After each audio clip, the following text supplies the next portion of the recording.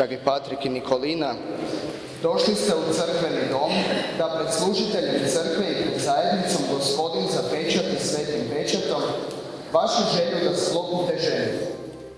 Krist obilno blagoslovlje vašu bračnu ljubav.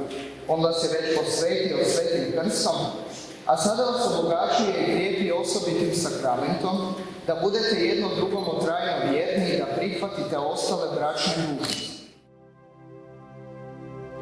Bio si mi sjaj u oku, sve što imam, sve što znam, kako srcu svom da priznam, da bez tebe moram sad.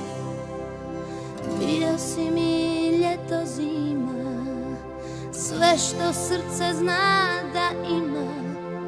Bio si mi noć i dan, sad bez tebe moram znam. Ti si želja mog života, ti si želja moga sna. Ako hoćeš ti još možeš da mi svoju ruku daš. Ti si želja mog života, ti si želja moga sna. U životu, samo tebe imam ja. Uzmi moje dane, noći, uzmi sve to radi nas, jer si želja mog života, jer si mojoj duši spas. Sanjala sam oči plave, prijatelje kako slave, ali zorom duša zna da bez tebe moram ja. Ti si želja mog života, ti si želja moga sna. U životu, samo tebe imam ja.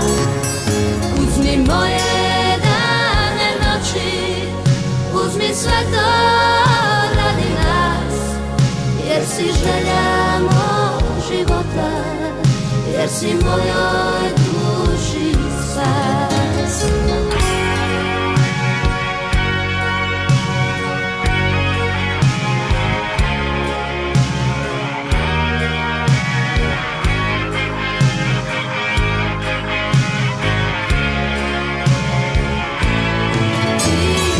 Želja mog života, ti si želja moga sna.